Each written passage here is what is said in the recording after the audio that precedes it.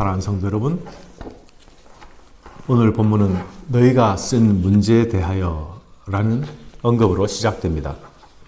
이것은 고린도교회 성도들이 결혼과 성에 대한 다양한 생각들 중에서 자신들이 어떤 견해를 취해야 할지에 대한 물음이 있었다는 것을 알 수 있습니다.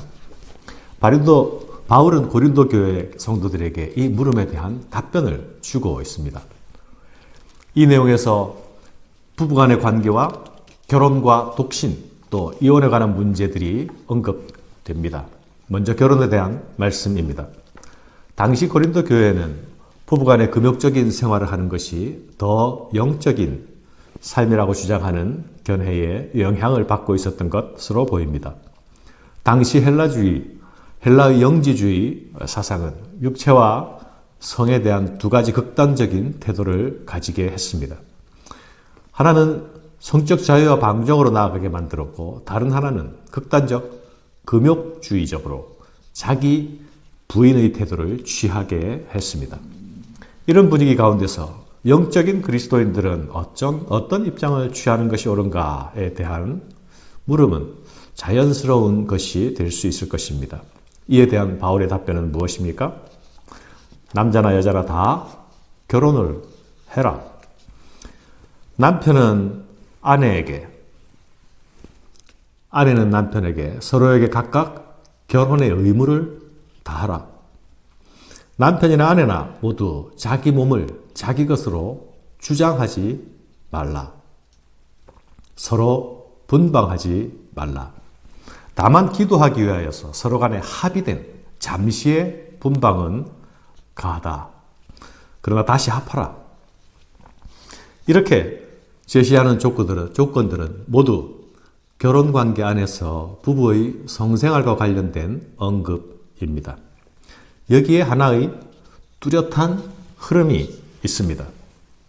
부부는 서로에게 성적인 의무를 다해야 하고 자기 몸을 자기 것으로 주장해서 배우자가 자기 몸을 주장할 권리를 빼앗지 말아야 한다는 것입니다. 이렇게 해야 하는 이유는 우리 인간이 가지는 본성의 연약함에 있습니다.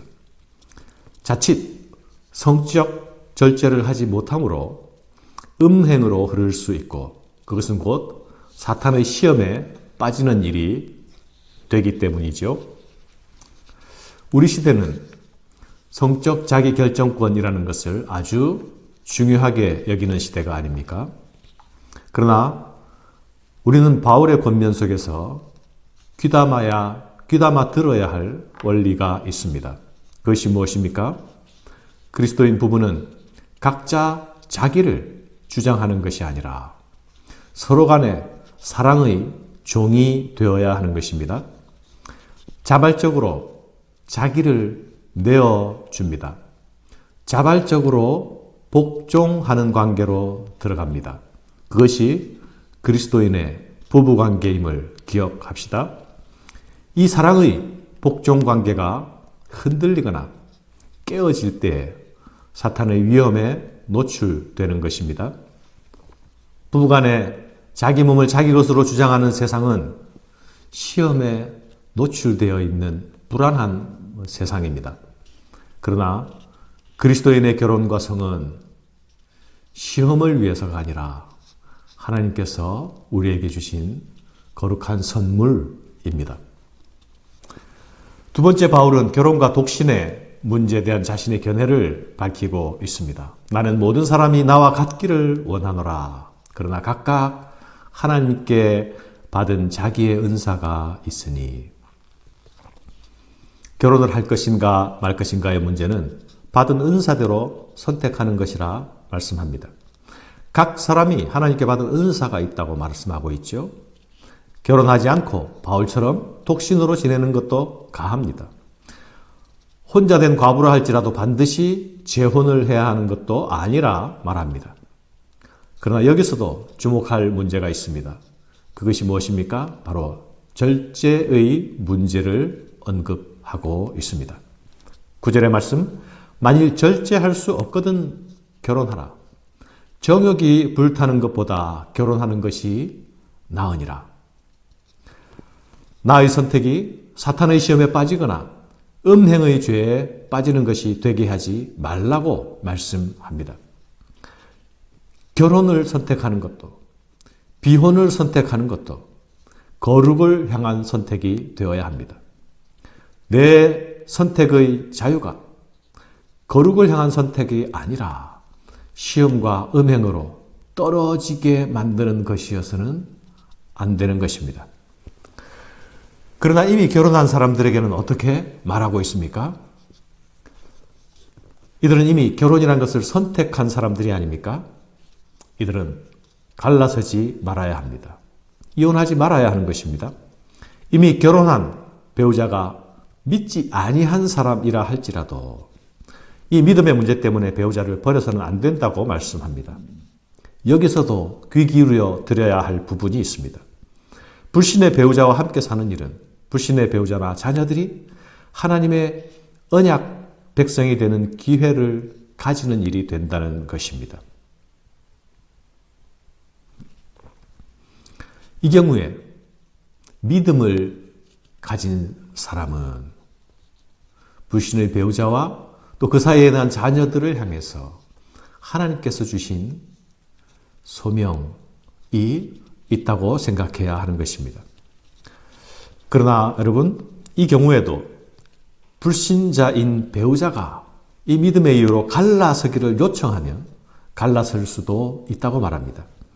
이것은 갈라서라가 아니라 갈라설 수도 있다입니다. 이 이혼은 허락되는 것이지 권장되거나 요청되는 것은 아닙니다. 하나님께서 화평 중에 너희를 부르셨다고 말씀하고 있지 않습니까? 이 불신 결혼 관계에서도 관심의 초점이 어디에 맞추어지고 있습니까? 불신 결혼 계속 살 것인가 말 것인가, 헤어질 것인가 말 것인가의 문제가 아닙니다. 불신의 결혼 관계 안에서도 하나님께서 나를 생명의 통로로 삼으셔서 불신의 배우자나 불신의 자녀들을 구원하는 그 일에 관심을 가집니다. 이것은 나의 결혼, 나의 행복으로 이어지는 세상의 결혼관과 다른 것이죠.